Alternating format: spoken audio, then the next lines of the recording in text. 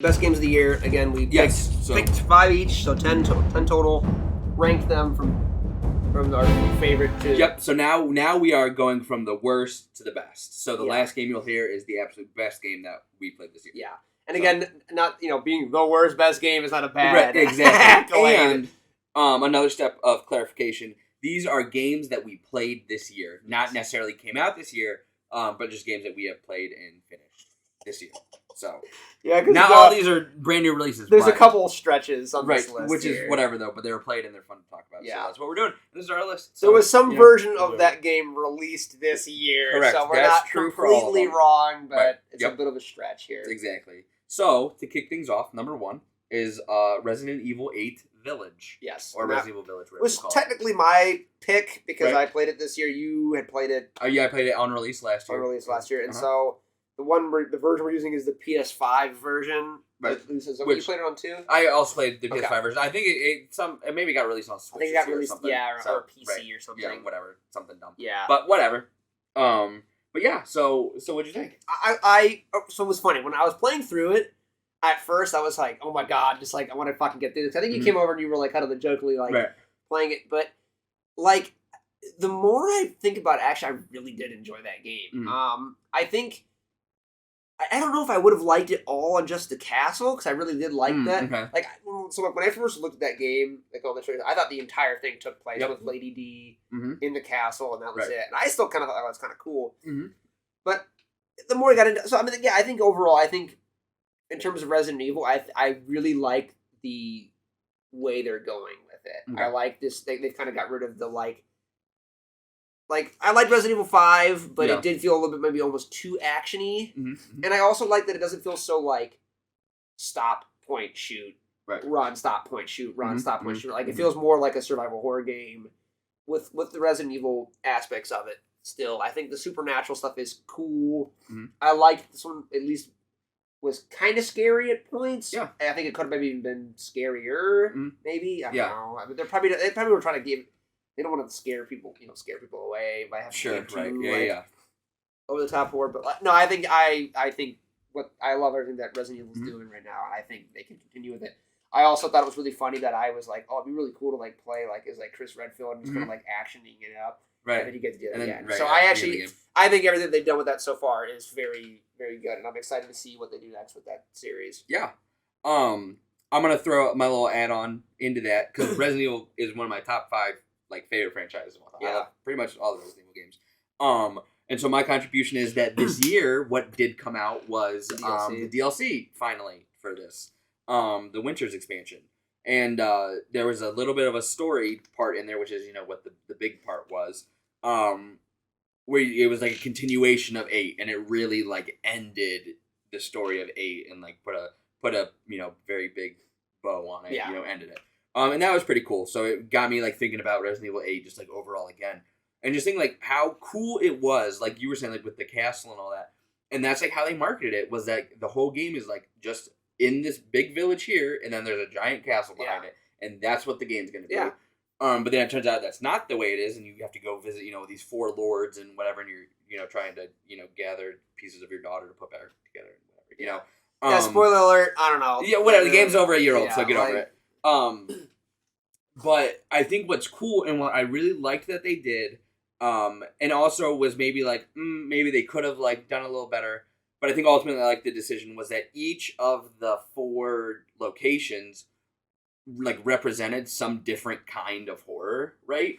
So the castle was so I don't know if you ever played the 2 remakes of 2 and 3. I didn't. But they were really good. In 2, there's a character named Mr. X, and he will follow you all throughout the police station and parts of the game and stuff. And it's completely AI. It is not scripted. Some parts of it is, but most of it is not scripted. You can just be in the library, and he'll just come bursting through the door and chasing you as you just run throughout the thing. He'll be anywhere. And just like Lady D is, and she just shows up, or the daughters just show up, whatever. Yeah. So there's that kind of horror, where you're always being watched and you're always being stalked, and that's a sense of horror, So then you leave. Then the next mission is the creepy girl with the doll. The dolls, I forget what her name is.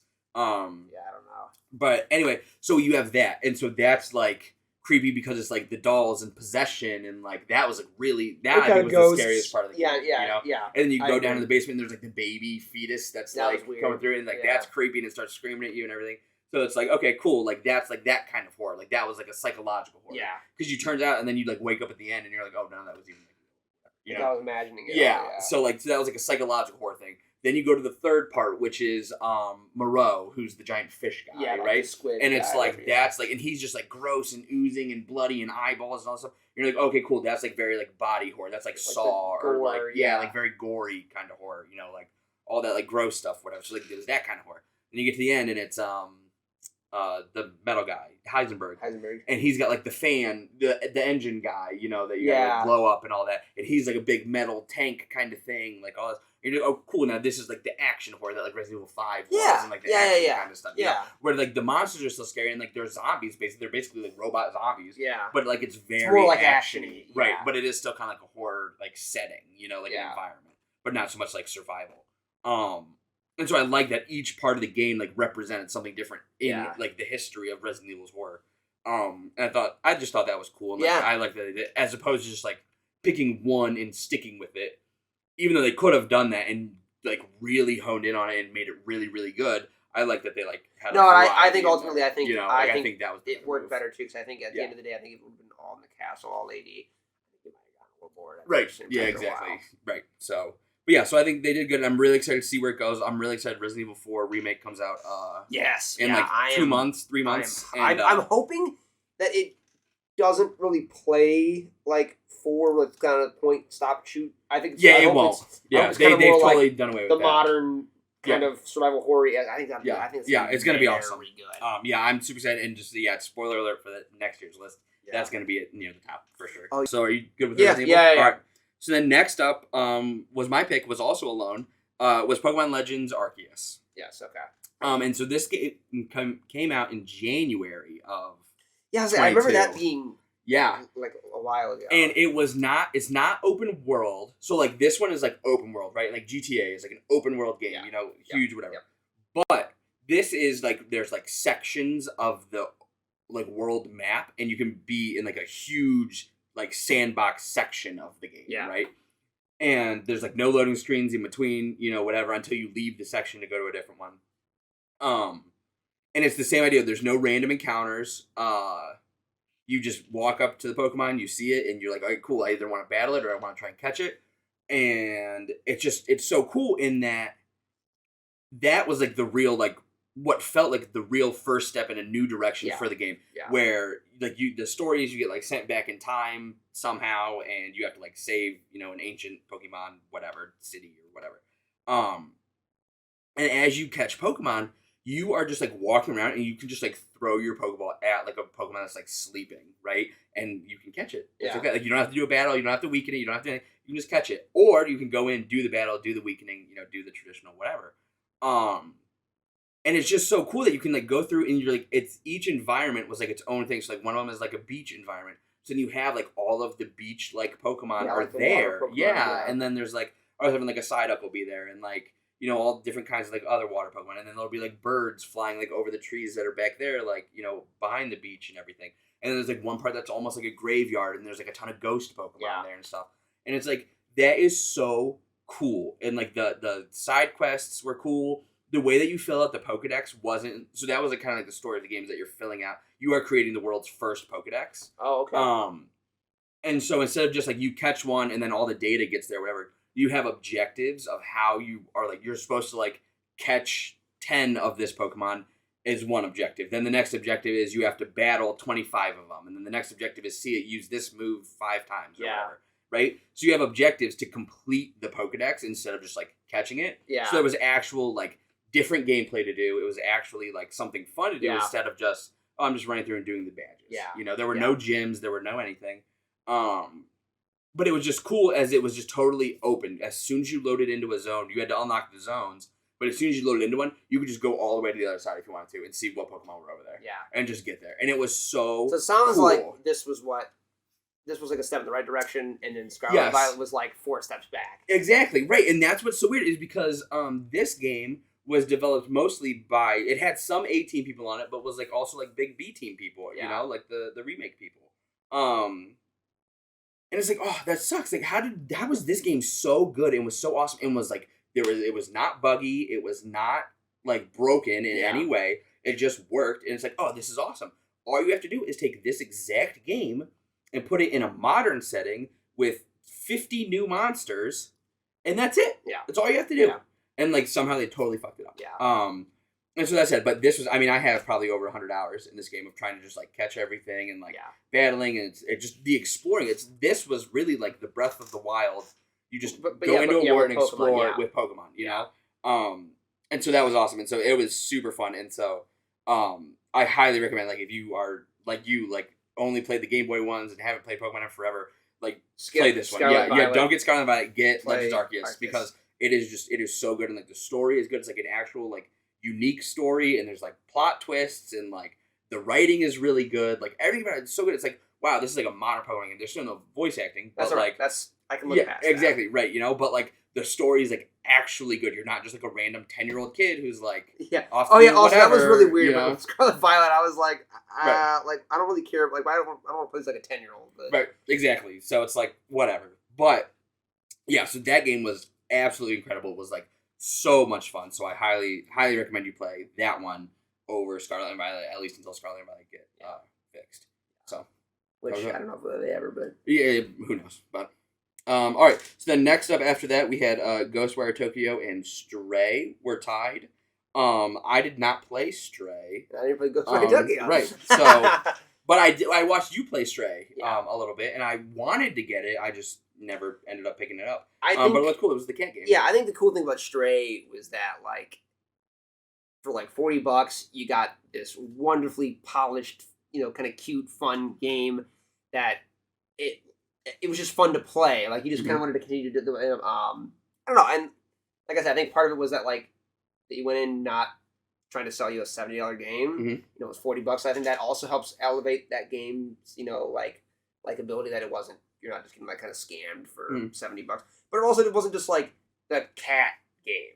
Like, I think there was enough in it that actually was like, oh, this is really fun. Like the content was like actually and it was just challenging enough that it wasn't just like, this is stupid and boring, I'm running through it, but it wasn't like also like, oh my god, I'm gonna throw my controller on the TV because this is just frustratingly and annoying. And the universe was kind of cool. Like, that's what I said. Like the setting like looked awesome. It looked so cool. It was very, there was no like word dialogue when you were a cat, right? But like there was enough character that like you kind of fell in love with the world and actually cared about everything that was going on.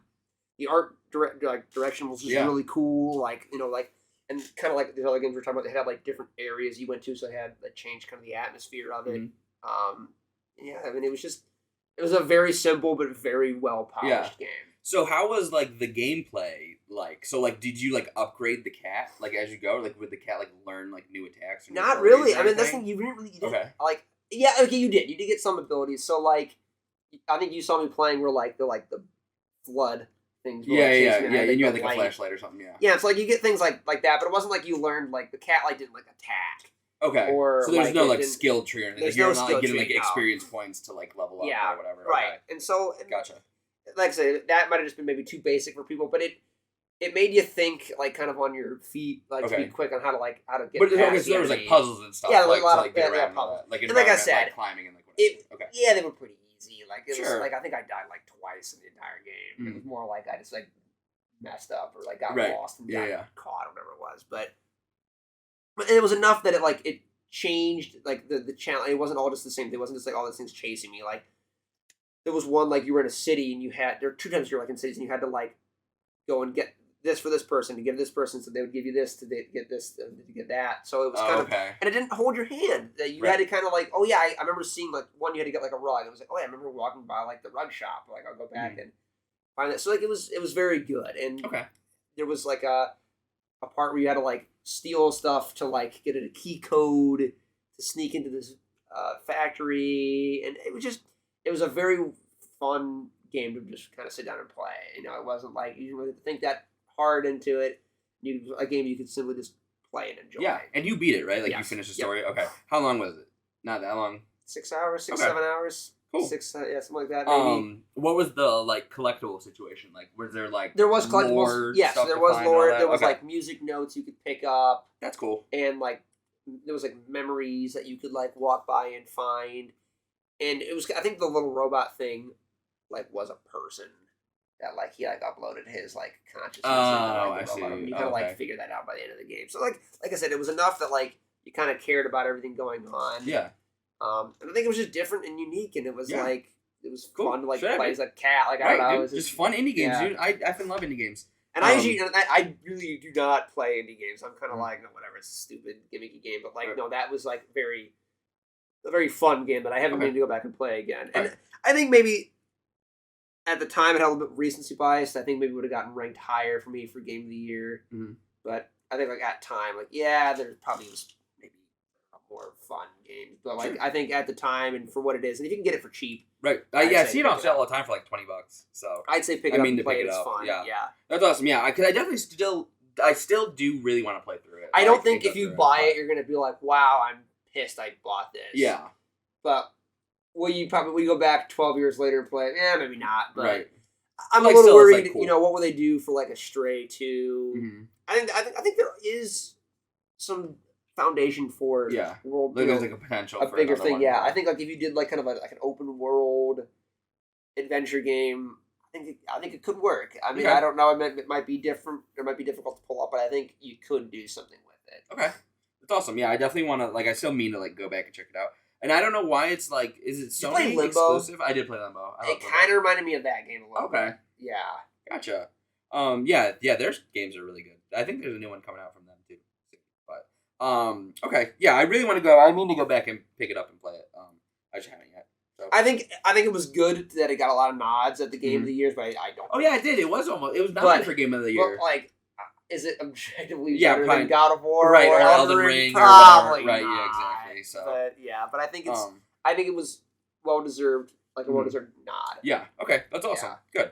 All right. So then the other thing that tied with Stray was Ghostwire Tokyo, which was a game from Tango Gameworks. They did Evil Within, and he was the guy who his name is Shinji Mikami. And he is like a big like creative director of Resident Evil, the original Resident Evils. And he did 1 through 4. He was like the lead guy for Resident Evil 1 through 4. Left after 4, and then that's kind of when people say like, oh, things really fell apart, with like 5 and 6 and whatever.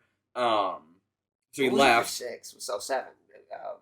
7 was Biohazard. Yeah, and that's like when they really like picked things back up and like made it good again. But Resident Evil 6 is like probably one of the worst video games I've ever played. I was just saying. I think like that is an objectively trash video. Yeah, it's kind of which sucks, and especially like coming from someone who's Resident Evil is my top 5 favorite franchises. You know what I mean? Like that game's pretty. That game is terrible.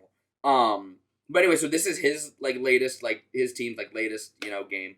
And it's really weird, and it's not so much like a horror game, but it is really creepy.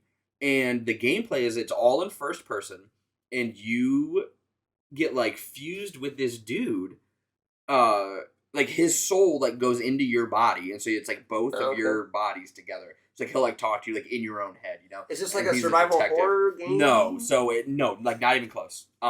It's not survival like at all. Like you're never like in danger of running out of ammo or like having to like solve something under pressure. Like whatever.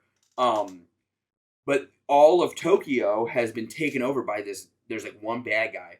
And he like took over Tokyo and let loose like all of these like spirits, and they like abduct people's bodies. So like everybody in Tokyo just like disappears, and then these like spirits show up. And that's like who you're fighting. I honestly forget like what the like their name is. Yeah. But it's all like very supernatural. And so your weapons are all you have is your hands, and it's almost like Skyrim. You know how like in Skyrim you could have like a one-handed sword and like fire in this hand, right? So what this is like it's both hands and it's one like spell, and all you can do is like spells. And so there's like the green one, and the guy does like I'm sure you've seen like Naruto, but they go like whatever. And so like he's basically doing that. Okay. And so there's like the green spell is like your pistol, let's say, and they're all like almost like guns, but like it's your pistol. So you have like 50 rounds, and all he does is like throw his hand, and it just shoots like one green like attack, right? Then it's wind that's element. Then there's water, element where it's like a shotgun and it's just like a huge blast that he shoots. And then there's fire, which is like a grenade launcher, and he just like chucks like a fire blast and it explodes, right? And so like those are his attacks, but then you also get like a bow and arrow, and then you have elemental arrows that you can shoot and stuff. But like the combat is, and then there's like melee stuff, and there's like other items and stuff you get. But like the combat is very like weird, because like it's like a shooter, it's like a first person shooter, but you're launching magic out of your hands instead of like with a gun. Yeah. And you're just going around fighting monsters and stuff. But then they do a lot with like the lore and the history of it is like Japanese ghosts, which are called yokai, and they're just like mischievous spirits, right? And so they have all these different ones, like from like real like Japanese people's like folklores, like funny like fairy tales and stuff. And you have to go out and like that's who you're fighting. So like some of the bosses are like these like evil yokai that like actually exist like in Japan, like that Japanese people know what they are, and that's cool. And like a lot of the collectibles are like you're like hunting down like different like animals and like different like mythological Japanese creatures and stuff. And so it's just really cool. And it's like very, very like Japanese heavy, like very like in the world of like Japanese like history and like mythology and stuff. And I just thought that was really cool because I find that stuff like super interesting. Yeah. And it's like an open world. You're just running through all of Tokyo. There's a lot of collectibles to find, and just like the story I thought was really good. And it's almost like a buddy cop story where it's just like two dudes together like going to solve a mystery, and it was cool, and like the writing was really funny. It was just like it was awesome. It was all around just like a really good like. I saw a lot of like 15 hours or so, but just like a good play through it. once get a good story out of it. It's fun combat, fun gameplay, and there you go. Yeah, I saw like that game got like marketed really heavily, but then I never really like. I know you were gonna get it, but I never really like saw anything or like heard anything about it. Yeah. So I mean, I really don't know much about it at all. Yeah, I highly recommend it. And if you want to play, I should let you borrow it just because like I really think you should play it. Just because it's so much fun. It's just like purely just like fun to play. Yeah. So like if you're looking for anything different, like it's still got that same first person like kind of shooting whatever, but like just different than like a typical like Call of Duty or like whatever kind of shooter. And just like a really good story, just really fun all the way around. The art style was really good, so highly recommend it if you're looking for like a good like single player like sounds like adventure game. Both stray and this were a good kind of similar takes. Oh yeah, games exactly. To pick up and play, and you'll enjoy it. Hell yeah. All right, so then next up after that was just by itself was Call of Duty Modern Warfare 2. Surprise. I'm actually surprised that wasn't rated a little bit higher for both of us, but same. But I think it's right in the middle, so I think that's a good spot for it. No, I think so, and I think this is like it's classic COD. It's a Modern Warfare game that's brought again, like I said, I don't know what it is about Modern Warfare if they'd have like that kind of like cultural relevance. Right. That they explode. It's just fun playing COD with your friends. Exactly. Like this is right. This is exactly like what I wanted it to be. It didn't like break the mold of Call of Duty. Which is exactly kind of what I wanted. I didn't want anything. It's just like fun Call of Duty. It's not gimmicky. No one's running around as a unicorn or Godzilla. Which I'm sure that'll change over time. Right. Exactly. If you pay for it. Yeah. But I know we haven't played it a lot, but I do think the DMZ and the El Mazrah or Warzone and El Mazrah are cool. Yeah. Different. I know. Yeah, like added like the raid mission too. Like they're like trying to do different stuff, which is cool. Yeah. Like I like, and it's all free. So. Yeah, and like I said, I think it's just this is kind of a boring explanation of why we like it, but I think it's quintessential COD. Like it's just a good Call of Duty. Exactly, right. And it works. Yeah. For the most part. I will say there are technical glitches. Yeah, there are. Like the UI is terrible and like the menu stuff, whatever. But like it's like Call of Duty, it's fine. But I know, and that we probably really should. And it's kind of funny. I actually was considering putting one of my worst games of the year too because of some of those bugs and glitches and things. But I don't know. It doesn't break the game enough. It's not as bad as 2042 Battlefield 2042 where the game is fucking unplayable. Right, that's what I'm saying. And that's why I think like the middle is like the perfect spot for this game because like it's not a perfect video game, so it shouldn't necessarily be like number one or whatever. But it's not a garbage game, so it doesn't need to be lower or on the bad list. But I think this will also it has enough content enough to pull you back in. Yeah, that it will make you. It would. I'll play it more than a Stray. I'll play it more than a Resident Evil. Yeah, exactly. Yeah. Right. That I will play this game until the next Call of Duty comes out. Exactly, and like keep up with it, keep up with the seasons and all that. Yeah. And that's the thing too. And I was thinking about it on this list, and I was gonna put it high, because like to me, like this list is like I'm thinking about like what did I have the most fun playing? Like what was I playing? And like I remember like smiling as I'm going through playing this game, right? Oh, I'm glad you're smiling. I know. Exactly. As much as I bitch and scream and moan, exactly. But that's just still... like how you are with Call of Duty in general, you know. I think it's like this is very like it's so much fun. Like, and I guess because I haven't had this experience, I guess, in a while of like your buddy texts you and says, "Hey, you want to play Call of Duty?" "Oh yeah, I'll get on." You know, whatever. And you just hop on, and then you're just like in a party, and you're just chatting about like your day and whatever. And you're just exactly. And you're just like killing other people. Like it's just fun, you know? Right? Heyo. Don't demonetize us. Yeah. But no, you know what I mean? Like that's what I'm saying. Like that, it's just like fun. It's just like cool. Like I miss that because I haven't had that in like a really long time. Of like just getting on. It's like it feels good as a shooter. The weapons are cool. Like some of them suck, but like whatever. It's Call of Duty. Like the gunplay and like the controls are good. It is so smooth and it just works so well compared to like almost any other first-person shooter I've ever played. It's like, you know, even Halo and Battlefield, it's like, I still think Call of Duty has nailed that, you know, it's hit the head on the nail. Like, it is just... Yeah, it's just fun. Every first-person shooter gets compared to Call of Duty for a reason. Right, like, exactly. Right. And like, Call of Duty is like the biggest FPS in the world. I don't think it's going anywhere anytime soon. No, absolutely not. Even though people want to shit on it, and like, I get it. It isn't like... Nothing is revolutionary about COD when it comes out, but there's probably still a reason why it sells millions of copies. Exactly. So. Yeah, and like it's just good, and like I want to like go back and play like this story because like I haven't installed the story and done it. That's what I'm saying. Like it sounds like it's a fun story. Again, like I like the weapons. I like the modern setting. Yeah. Like the maps in this game, I think like for the most part are pretty good. I think they're okay. I think it's now that I've put a lot of time in this game already. I need more. I need more maps. I need more weapons, and then they will with the seasons. Exactly. So I hope we get a good number of maps out of this game, and not just like gonna get stuck. Like Modern Warfare 2019, I think by the end, I think it had like a very good pool of maps. I think it's so. I'm excited for this, but like I said, I think that's my one complaint about this game is that I think we need more maps. Yeah. Okay.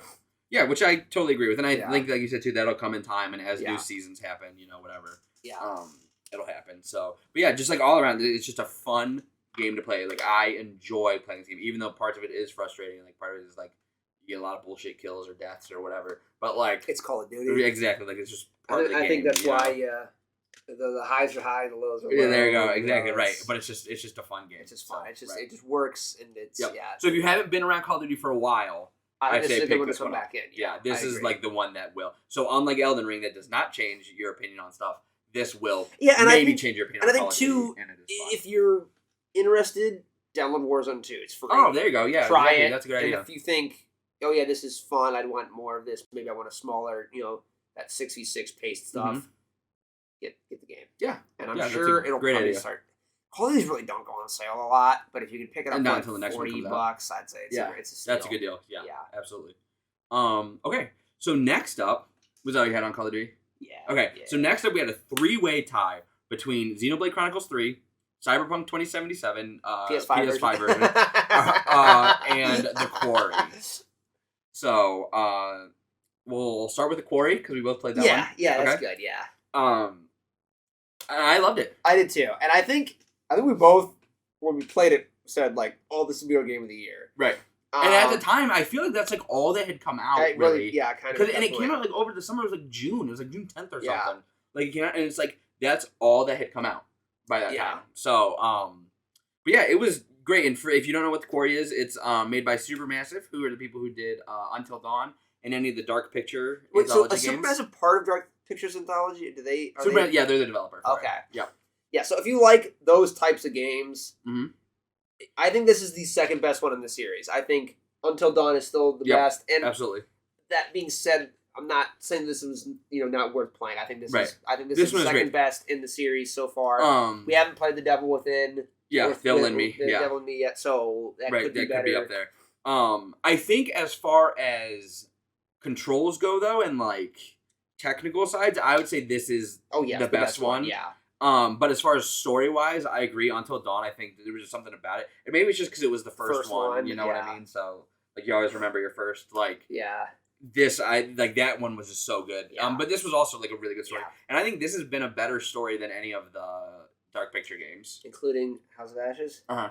See, I actually really liked House of Ashes' story. Really? Yeah. See, I liked this story better of just like the teenagers at camp. Like I kind of like I thought it was just like a fun story, and like going through like I don't know, like this one just felt more like I got more attached to these characters than I did House of Ashes characters. Okay, I agree with that. Yeah. But again, I had a lot more time with these characters, so like maybe that makes sense. But like it was like so fun, like guessing, like when you first see the campers showing up, you know what I mean, and like. You're like guessing. You're like, oh man, I bet they're bad guys. Oh no, wait, I bet they're good guys. I think they're gonna hunt. What I liked about this one too is that like we knew kind of like nothing going into exactly. Like we tried to like not like keep it that way. Keep it that way, and I think they did do a pretty good job at like masking it until you kind of started seeing what's happening, and then I think you got it way too quickly. Yeah, exactly. Then it went really fast. Like once you see like the twist in there. Then they're just kind of like, all right, cool, yeah, we're just because like you and I almost kind of guessed it like within the first like hour of the game. We were like, oh, these guys probably like you think they're bad, but they probably aren't as bad as what you think. But then it turned out they were kind of bad. Right, so... exactly, right, yeah. So you can't guess everything, but yeah, it was fun and like the gameplay was really good. It's also like pretty cheap now. I think it's like $30 $30. I think it's totally worth it. Yeah, absolutely, it is. And it's a good time. It's really good for co-op. They have like the movie night mode where you like can pass the controller between your friends and stuff. The only thing I wish, fun.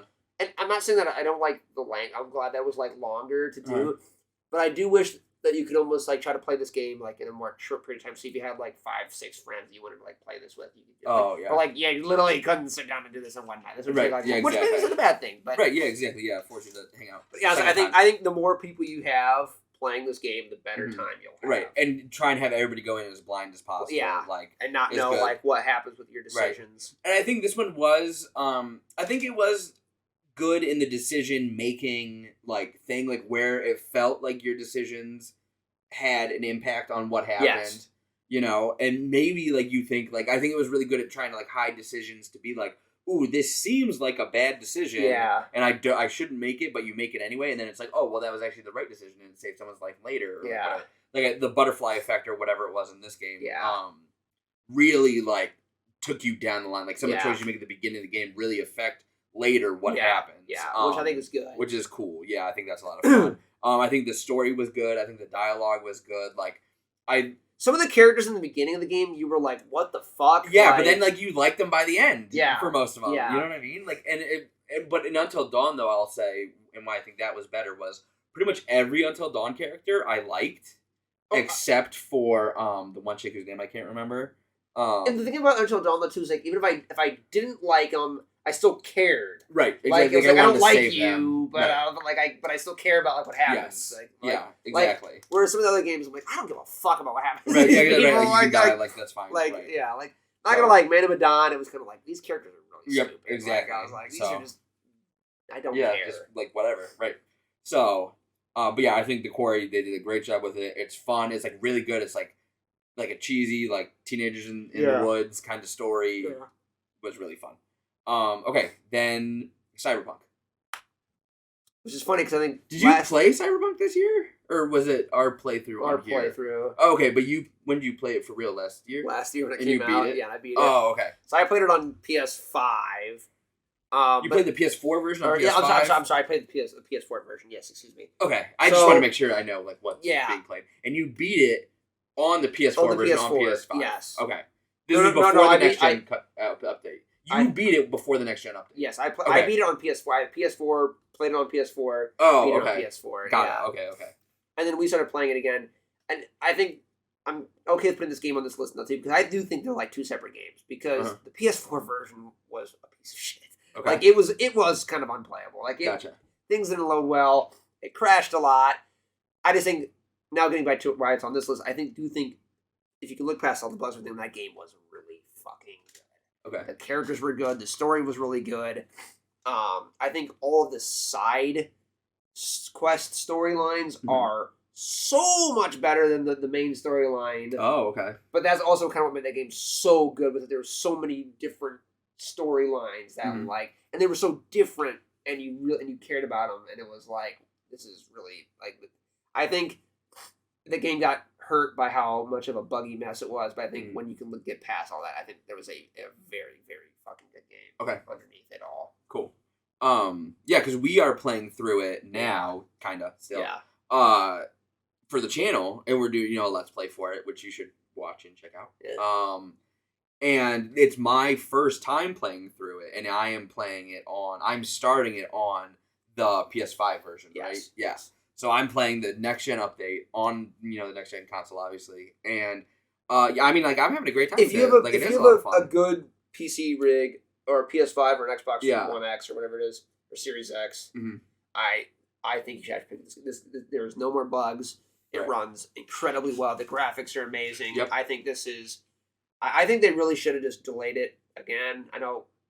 Probably how many times it got delayed. Right, or they should have just canceled They should just not put it on last gens and put it on PC and then say when the PS5 version comes out, play on that, because it is now. It's like the game works well and it's amazing.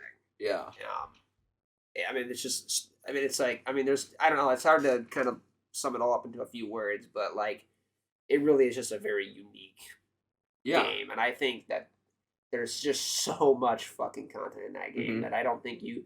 I think if it's one of those games you like, kind of falling into like an open world game, I think it's just. I think it's one of the best open world games that's ever been made. So, wow. Okay. Yeah. Yeah. I like it. I actually haven't beaten it, and I'm still probably pretty far in the beginning. Yeah. But I really like what we've played so far of it. I like the quest structure. I like everything about it. And typically I feel like I don't really like these kinds of games. Like I don't like Skyrim. In that, like, the way that you have to, like, level up your character, and, like, when there's so many options and there's so much customizability, I just get overwhelming. Like, exactly. Like, I get overwhelmed and I'm like, ooh, well, I don't know.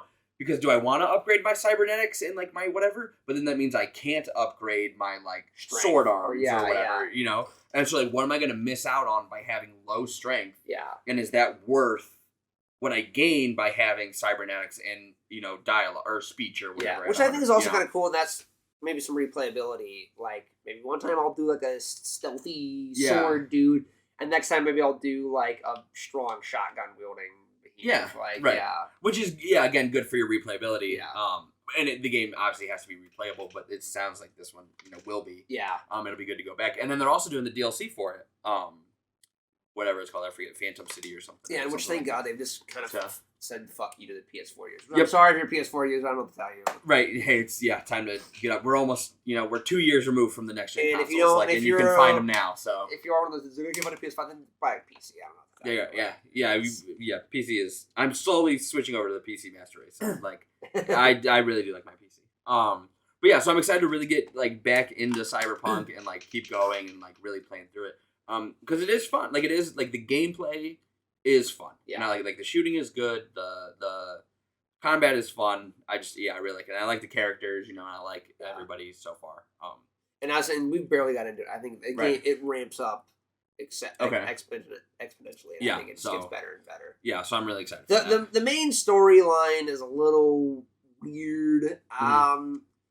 I found it more like I still cared and I wanted to do it, but like the ending was a little bit of like it's a little bit of a bummer. It's not nearly as bad as Mass Effect. Like not even close to that. Oh, okay. But I guess maybe it isn't the Disney ending that maybe you were hoping to get. It is or it is not? It's not. Oh, okay. And maybe that's what makes it good and maybe not. Right. I don't know. It just depends. I mean, there is multiple different choices you can do, and it's not like Mass Effect where like each one basically does the same fucking thing with a different color that you picked. Like, exactly. So, yes, I think if you haven't played Cyberpunk, or if you stop playing it because of the broken glitches and now have a PS5 and can play out of doing, absolutely play it. It's go back to it. It's one of the hidden gems that I think just came out too early. Right. And on crappy software. Yep. Mm-hmm. Yeah, so, Cyberpunk.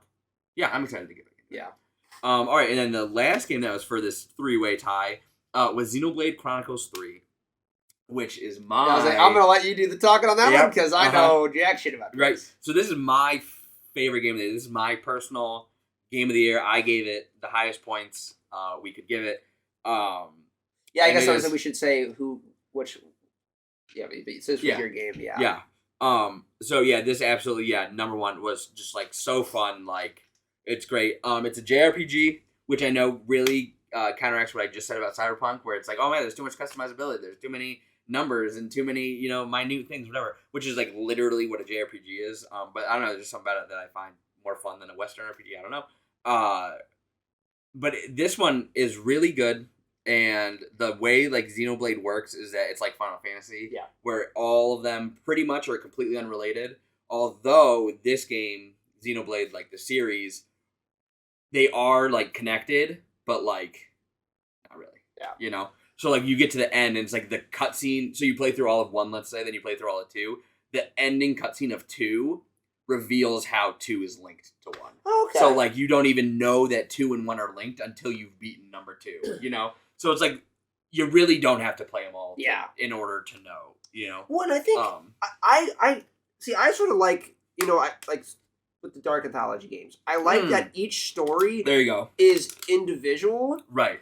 But I hope they kind of get more connected, right? There, like I hope the universe is they're set in the same universe, exactly but with separate stories. Yeah, so that's exactly how Xenoblade is. It's all the same universe. That, But each story can be played independently. Like, we played House of Ashes after Little Hope, or before Little Hope, rather. But, like, by playing Little Hope, we didn't miss anything. We didn't spoil Little Hope. No, and I think, as long as you play probably all of them in Season 1 before maybe Season 2 starts, I think it'll be fine. Yeah, I'm interested to see what happens with The Devil Within, because obviously we haven't had any... we don't know anything about it. We don't know anything about it. I agree. Xenoblade. But so with Xenoblade, that's kind of like how the games are set up. So this one is... again, like, completely unrelated for the most part. But the story is, like, so, like, dark and, like, messed up. And it's about, so, like, the first one is, it's, like, these two titans. There's a robot titan and an organic titan. And before that, on the Earth, there was nothing. It's just water, right? Like, it's just an empty planet. These two titans fight. They kill each other. And then life starts to grow. And, like, that's the game, right? Yeah.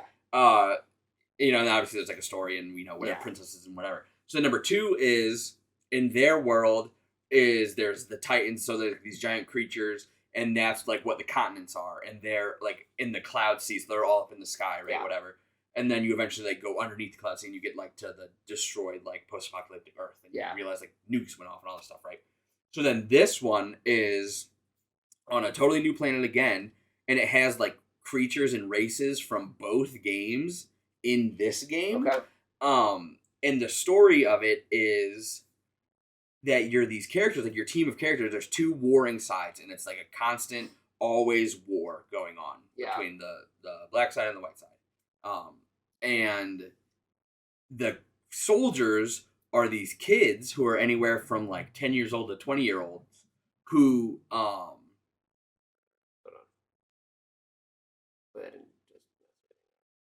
No, okay. And so, like, the soldiers are, like, these kids, and they fight the enemy side and steal their life force. So, like, as they go out, as their soldiers, they have their robot tanks and whatever, they kill the enemy, their life force gets absorbed, and that's how the colonies stay alive. Okay. And they have these things called flame clocks, and if your flame clock goes out, then your whole colony dies. The way you refuel your flame clock is by killing the enemy soldiers. Okay. All right? So, really early in the game, our heroes meet up. It's a band of 3 heroes. They meet up with 3 heroes from the enemy side. Yeah. And everybody only lives for 10 years. You have a 10-year lifespan. Oh. It's called 10 terms. And so at the end, if you make it through your whole 10 terms, your 10 years, so you're born as a 10-year-old. You're just like popped out of like a pod. You're 10 years old. You make it to 20. If you survive, you get like a homecoming, which is like the biggest, reward you can receive, whatever. And, then your body just gets absorbed into your own flame clock and it, does whatever. If you die in battle, then your energy gets absorbed to the enemy flame clock, which is bad. So you don't want to die in battle. So anyway, all of these people know is that there is their 10 years. They've seen their friends growing up, when they were in year 5. Yeah. And they had a friend who was their 10th year. They either saw him die or they saw them do their homecoming. Yeah. They've never seen anybody older than 20 years old, let's Yeah. say. So at the beginning of the game, or like close enough to the beginning of the game, you're fighting, and so your 3 people are fighting these other 3 people, and this dude comes out of nowhere, like in this giant robot, like tank thing, and he's like fighting this like monster, like this giant, like weird, like evil monster guy, right? And he gets punched out of his tank, and he's like 65 years old. And so the kids are like, what the fuck is it? Like, what? Why are you wrinkly? Like, why is your hair gray? Like, what's going on? And so then, like, they're like, and so both sides have no idea what this is. And then, you know, the monster kind of explains, and the monster's like the main bad guy. And he, like, kind of like, you know, does a bad guy speech. And then, you know, long story short, our heroes become friends and team up and whatever, right? And so, like, it's just a really cool story, but, like, it's so dark because it's, like, these, like, 15-year-old kids killing other 15-year-old kids to save the life energy. And then you come to find out that the reason they're, like, fighting these enemies and like doing all this stuff is like because of the bad guys, and like there's like all these plot twists and whatever, and it's like a super just like fucked up story about like these 15-year-old kids, you know. And but it's really good, it's really engaging, it's really fun to go through. There's tons of side quests, and like you were saying with Cyberpunk, like a lot of the side quests I feel are even better than like the main story quests. Like a main story quest, one of them is like, oh hey, you have to go over here and like buy these apples so you can take them over to this person in the colony, and they'll like cook you an apple pie or something. Yeah. And then like just it's like teach you about cooking whatever. And it's like that's a main story quest. But then one of the side quests is like, oh, here's this soldier who's, you know, best friend has been missing for so long, and you have to go find him, and you go to find him, and they're like, you know, fraternizing with the enemy, and then there's like this whole plot twist and like all this stuff. And it's like, oh, that's a side quest? Yeah, what? yeah. You know what I mean? Apple pie was a main quest, and this is a side quest. Like, what? And so, like, it's just really fun for that. And so, like, it's just, like, super addictive. The combat is really good. It's, like, it's not turn-based, so it's not like Pokemon where, like, they go, then you go, then whatever. It's all, like, active. It's almost like an MMO, and that's what a lot of people say, like, where there's, like, an auto attack. And so as long as you're standing in front of the enemy, like, your guy's just, like, attacking and, like, doing damage. And then you, like, get energy, whatever, and then you can do, like, a special attack. And then you can link your special attacks together, and then you can create, like, a chain attack, and it's, like, super intricate combat system, but it's just like a lot of fun. And like when you can pull off a combo that does like 2 million damage on an enemy, you're like, oh yeah, I'm a badass. Like, that's awesome. You know. So yeah, so it's just fun, and of course it's like super Japanesey and like very like anime and like whatever as a JRPG is. But yeah, it was so much fun. It was the game that I had the most fun with this year, like playing through it. Yeah. There's some on our YouTube. There's some like live streams of me playing it. I'll check it out. Yeah. It's just like, and it's like numbers flashing on the screen and just like. Very, you know, JRPG, what you think a JRPG is. Yeah, it was just, like, so much fun. And, like, again, like, the story was so good and, like, engaging. Like, the twists, like, you didn't see coming. And I'm like, wow, like, that was awesome. So, I highly recommend that if you are a fan of JRPGs. It is one of the best and, like, one of the best games on the Switch. Like, absolutely. The graphics look really good. The creature design is really good. Like, everything about it is just, like, amazing. It's super fun, super addictive, great world to explore. Highly recommend. Yeah. So yeah. All right. So next up is a solo game by itself, and this is God of War Ragnarok. This was your pick because I haven't played this one. So I also put this on there, and this was my number 2 pick for number 2 game of the year. What was my number 1? What was number 2? This was also number 2. Oh, for you. Cyberpunk, I think. No. Oh, it was number 2. That's right. Yeah, the reason why I put this as number 2 is that you put it's won with every other fucking game of the year or whatever the fuck this game is. So it's like, I can't say like, well, it's bad because it's just not. Right. And yeah, so I played through it. I beat it. And it is really good. And if you liked the first God of War, you're gonna love this one. The story is leagues better than the first one. The gameplay is like similar, but like also like way more refined. It's almost like an RPG in that like you like level up Kratos, and you can unlock like different armor and you can like craft armor and stuff, and you could in the first one, but like this one feels like a lot more like customizable. Yeah, like, you can actually like there are like different builds like that you can give to Kratos that seem viable. In the first one, it was more just like, hey, do this really hard challenge so you can unlock the best armor in the game, and it is objectively the best armor in the game, and it gives you, you know, plus 30 everything. You know, this one is like, oh well, this one might give you plus, you know, 15 strength and whatever. Slower. Exactly, but this one gives you more health, or this one gives you more attack, or this one gives you more defense, or whatever. So if you want like a super defensive build, you can do that, like a defensive and health build. Or if you want to be like fast and attacking, you can make that build, you know? So that was really cool. All the characters were great. This one had way more characters than the first one. And it was a lot more like gods and stuff in it. And that was really cool. And like, I really liked their take on like the Norse mythology of gods and everything was neat. Atreus is older and like the voice actor is older. And like, you can tell like he's like dealing with things of like being a teenager and like, you know, falling in love and like all that stuff, whatever. Like the story's really good. Kratos, you can tell there's like a lot of character growth of like learning how to be a father and like how to like let go and like let your kid, you know, be a kid and like do what he wants to do. And so it's just like that was like really cool to see, and like it's like the dialogue, even though it's like God of War and it takes place, you know, forever ago, whatever. Like the dialogue is like very like contemporary. Like the voice actor for not Zeus, but for Odin is like. He's like, hey man, yeah, like what's going on, man? Like how's it going? You know, whatever. Like that's like how he talks, and it's all, and you know, Kratos will talk, and he'll be like, you know, it's talking just very formally, and like, you know, no contractions, no, you know, talking like very like strict or whatever. And then there's just like everybody else talks just like normal people talking, you know. And so it's just like it's funny and like it's a weird, you know, back and forth, but it was really good. The dialogue's really good. Like the game's like funny, like it's, you know, very like heart. There's a lot of heart in it. Like, you know, it's like you care about the characters. You really like. Really, really, really get engrossed in the story. The side quests are like fine. I don't know. It seems like they were not that they were like shoehorned in, but like just that like they had to have side quests, so that like they made them. They are very like deep side quests, and there is like a lot going on. But it's like you could also not have side quests, and I wouldn't have like thought anything about it. You know. But it is fun. The leveling system is fun. The combat is really, really good. Like pulling off combos, it's kind of like similar to like Xenoblade. Like when you can pull off a combo and you like see the guy's health bar like this big. And then you do like a sick combo and it goes down to like this much. You're like, oh, hell yeah, that's awesome. You know, so that's cool. It's like just as like bloody and gory as you expect God of War to be. Like Kratos ripping heads off and, you know, ripping people in half. Like, so it was good. But yeah, so all around just great. The music also in this one like actually like made me think of the music because like you'll hear it in the background. I'm like, oh, this track's awesome. Like, this is like fits very well. Really good. Like whoever did this game, did a good job. They knew what they were doing. So it's just a very all around well polished. Absolutely, yeah. It is game. Yes, I mean it is like this far from like perfect. Like it is like almost like a perfect video game. So it's not short by any means, but like I could have like done like a lot more.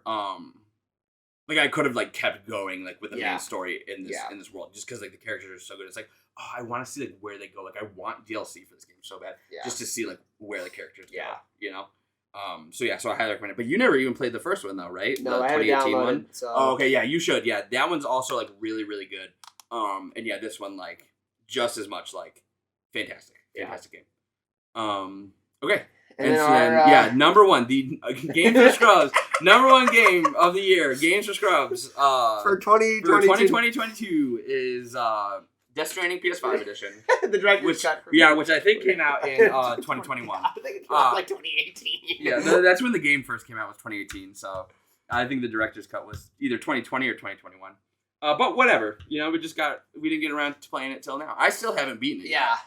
Beaten the game, but you did. Yes. And you loved it. I loved it. And this is what you gave number one. I gave number one. This is what you said. This is the best thing I played this year. Yes. And I said this is the second best thing I played this year.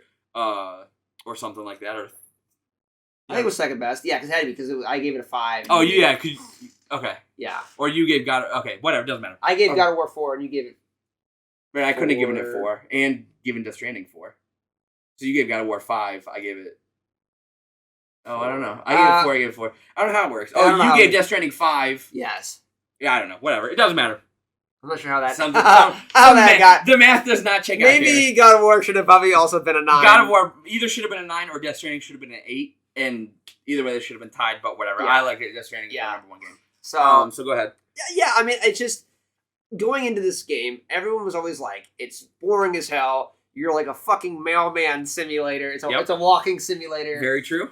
And it is, but I think ultimately I love Kojima games. Mm-hmm. I love all the Metal Gear Solid games. Yep.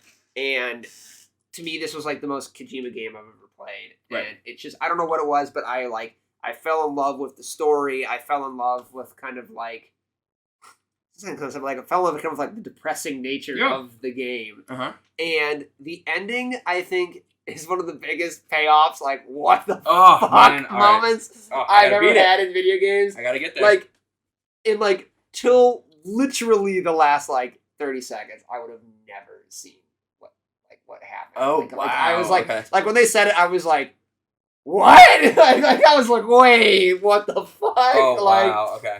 Yeah, like, I don't know, I mean, it's just, and it is, like, a Mailman Simulator. You literally are, like, walking around, and I don't know what it was, if it was, like, yeah, like, and I don't know what was so engaging about it, but, like, the world was just beautiful. It's so different than, like, any other game. Every time you go into a new area, it feels so completely different, and it was just fun.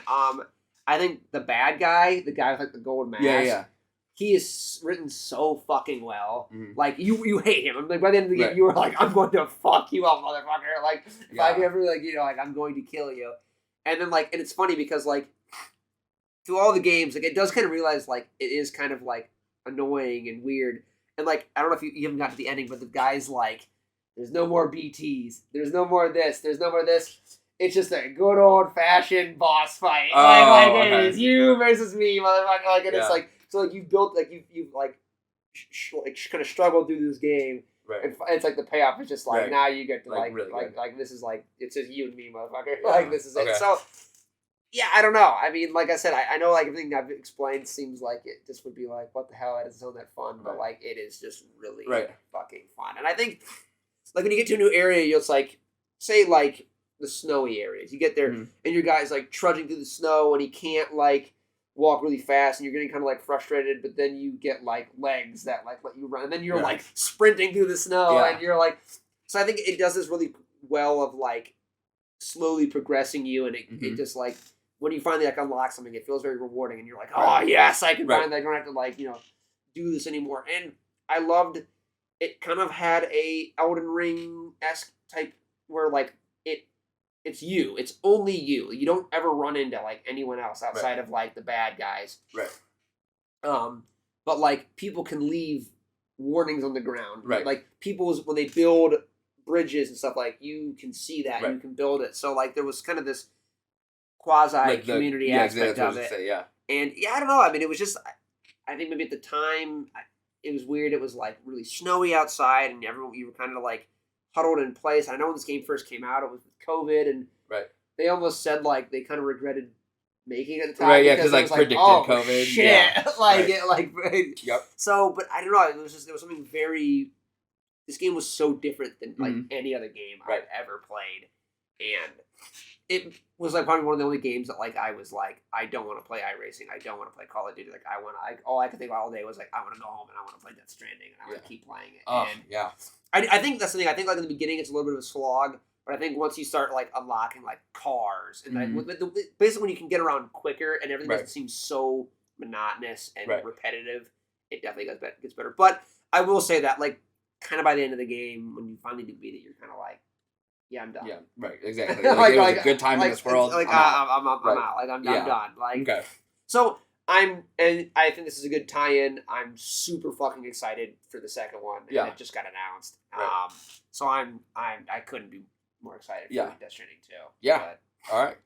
Yeah, I love it so far, like, what I've played, and, like, I think the story is really, really good. And I think it does have, like, this is, like, completely, like, unfiltered, just do what you want, Kojima. Yeah. You know what I mean? Like, there's no Konami to, like, hold him back or say, hey, this is what you're supposed to do, or this is what we want you to do. It's a weird fucking game. He gets to say, I'm gonna just do all the twisted, weird shit I want to do, and I'm gonna put it in here, you know? Yeah. Like, there's parts, like, where you're going back to, like, World War I or whatever, and then you're like, how the fuck am I here? And then you come back to reality, and you're just like, oh my god, like, what's going on?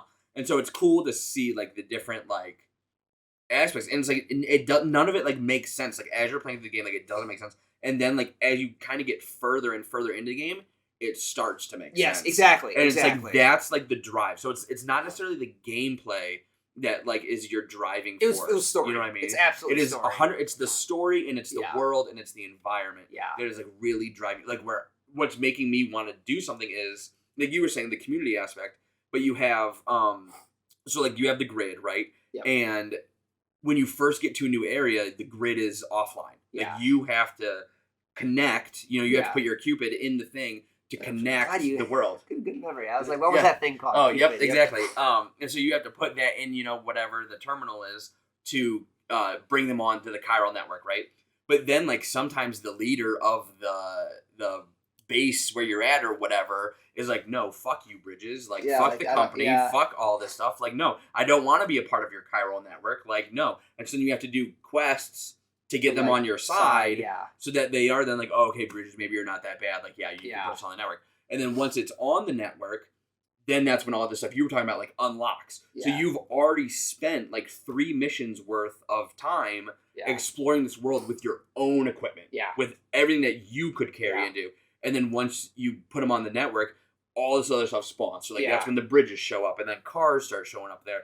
And, like, other people's ladders and other people's, like, rope, things are so helpful. It's and you're so like, you crazy get to with that see. game because it's like, it truly, you feel like a pioneer, like explorer, and it's like they do not hold your hand, like they don't say like you have to follow this path. They're just like, and there's like there's a direction thing, but like it is like straight up like the bird's view or whatever it is, the way the crow flies or whatever, where it just is the line where you say I want to mark from my position to my objective, and that is the shortest, and it is straight up is just a line. So you have a 500-foot mountain in front of you.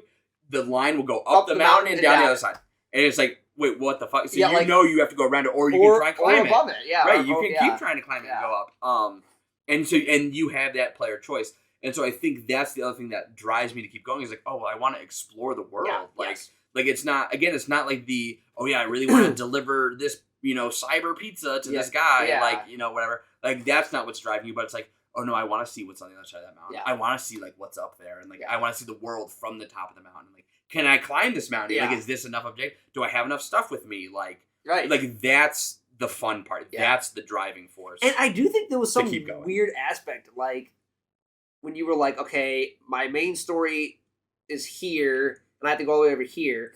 And there's like 7 different little outposts, so I could take some stuff and stop here, and like exactly. There was something, there was something weird, and maybe that was my like supply chain mind, but like there was something kind of fun about like managing the little side things to like and like you never want to be empty-handed. Like so every time you're moving, you're delivering something. So even though you just completed this quest and you have to go back to the quest giver up here, you might as well find something down here to take with you to deliver to a quest over here, so that way you're always doing something. And like that's cool, and like you said, like that's like a fun way to think about it. It's like strategy. And again, this would be one of those things. If you don't like Kojima games, you're probably gonna fucking this one like, won't do it for you. It won't do it for you. But like I promise you, if you've ever had any interest in playing this game, pick it up. Just do it. Yeah, it's good. And it's cheap too. I feel like the PS5 version is even like $20 sometimes. Yeah, like I'll say and there's the director's cut, which adds like a ton of shit. Which I highly recommend playing that version of it. Right. It's on PC now. It's on PlayStation 4 and 5. Yep. It is truly an awesome game. It's so unique. It's so different. It's not like any other game that you've ever probably played. I will say this though: if you do like the Metal Gear Solid games, this game, the combat feels very Metal Gear Solid like. Yeah. There is like stealth aspects to it, and then the end when you're fighting like the bosses. I couldn't help but like kind of like giggle, and it was like, oh my god, I feel like I'm playing a Metal Gear Solid like boss, where like I'm fighting a huge robot. It's not a robot, but like it's like you're fighting that, where I'm firing rockets at it and like scrambling for ammo and trying to do all this. And I was like, this feels so much like what Metal Gear Solid used to be. Right. And it's good. And now whatever the fuck Metal Gear Solid 5 which was whatever they're going with now is bullshit. But it was so Kojima like, and I promise you, it's the weirdest fucking bizarre game you ever played. Yeah, but it is so fun. It is so much fun. Yeah, I really do mean to like go back and beat it. It's just like it is one that I feel it is like a time you have to like pay attention to. Yeah, it is not like I'm gonna jump on for 3 rounds of Call of Duty real quick and then jump off or like jump into Xenoblade and do a side quest real quick. Yeah. Like this is not one where you'll jump into I'll just make one delivery real quick and then you try, because that one delivery spews off into like 50 million. This is a game that like when I was playing it, we were literally like snowed in. Like, I was off work, and, like, I couldn't go to the gym, really couldn't do it. I would generally just sit and play for, like, 12 hours at a time. Yeah, and it's, like, the perfect game for that. It is a time suck. Like, I will not say, like, it will like, it's not quick. And you probably could just blow through the campaign. Sure, and probably beat it relatively quickly. But I promise you, that's not fun, and that won't happen. You'll get sucked into other stuff. Things, Absolutely. So, but yeah, so that is why Death Stranding makes it. as the 2022 Games for Scrubs Game of the Year. Hot dog. Yeah. So,